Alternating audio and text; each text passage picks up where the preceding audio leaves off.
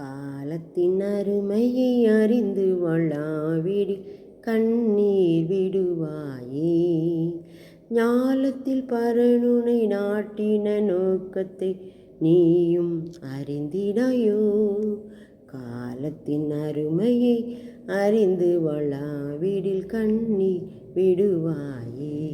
அந்த நாளில் கூட 5ஆம் அதிகாரம் எபேசியர் 5ஆம் அதிகாரம் 16ஆம் வசனத்தில் நாட்கள் பொல்லாதவளானதால் காலத்தை பிரயோஜனப்படுத்தி கொள்ளுங்கள்.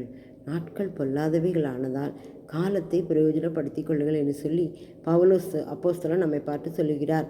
நாம் நிறைய நேரங்களில் ஞானம் இல்லாதவர்களுக்கு நடந்துக்கிறதும்ல, அதுக்கு தான் அந்த எச்சரிப்பின் வார்த்தையை கொடுக்கும். நாட்கள் பொல்லாதவைகள் ஆயிடுச்சு. இந்த உலகத்து நாட்கள் பொல்லாத நாட்கள் ஆகிடுது. உலகம் பொல்லாங்கனுக்குள்ளே கிடக்கிறது. அதனால் நாம் காலத்தை பிரயோஜனப்படுத்தி கொள்ள வேண்டும். என்னென்ன காலத்தில் எந்தெந்த காலத்தில் எதை செய்யணுமோ அதை நாம் செய்ய வேண்டும். எறும்பை பாருங்கள், கோடை காலத்தில் தனக்கு ஆகாரத்தை என்ன செய்யும், சேர்த்து வைக்கும். வரிசையாக போயிட்டு கூட்டுக்குள்ளே போய் சேர்த்து வைக்கும். அவ்வளவையும் ஒரு சிறு தானியம் விழுந்தால் கூட உடனே அங்கே எறும்பு என்ன செய்யும், அதை இழுத்துட்டு போயிடும்.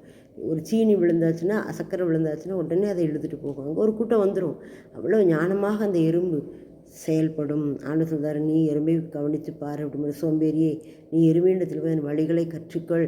நாமும் கூட நிறைய காரியங்களில் ஞானம் இல்லாமல் காலத்தை வீணாக்கி கொண்டு இருக்கிறோமா? காலத்தை பிரயோஜனப்படுத்தி கொள்ளுங்கள். கொஞ்ச நேரம் கிடைச்சாலும் நம்ம ஆண்டவரோடு தியானத்தில் ஆண்டவரோடு இருக்கிறதுல ஐக்கியமாக இருக்கிறதுலும் நம்முடைய காலத்தை நேரத்தையும் செலவழிக்கும் போது அது நமக்கு ஆசீர்வாதமாக இருக்கும். நாம் யோசித்து பார்ப்போம், நம்ம நேரத்தையும் காலத்தையும் எதில் செலவழிக்கிறோம்? வீணான சீரியல், சினிமா, வீணான காரியங்களை பார்த்து நம்ம நேரத்தை கடத்திக்கிட்டு இருக்கோமா? இல்லை ஆண்டோடைய வார்த்தையை தியானிக்கிறோமா? கர்த்தருடைய வார்த்தையை தியானிக்கிறவங்களுக்கு அது ரொம்ப ஆசீர்வாதமாக அமையும். அதனால் நம்ம நாட்களை பிரயோஜனப்படுத்தி கொள்ளுங்கள்.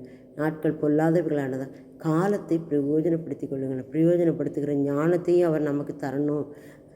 அந்த ஞானத்தை தந்தால் தான் நம்ம பயன்படுத்த முடியும். அப்போ என்னை ஞானம் உள்ளவளாக மாற்றுங்கன்னு ஒப்பு கொடுப்போம். ஆமென்.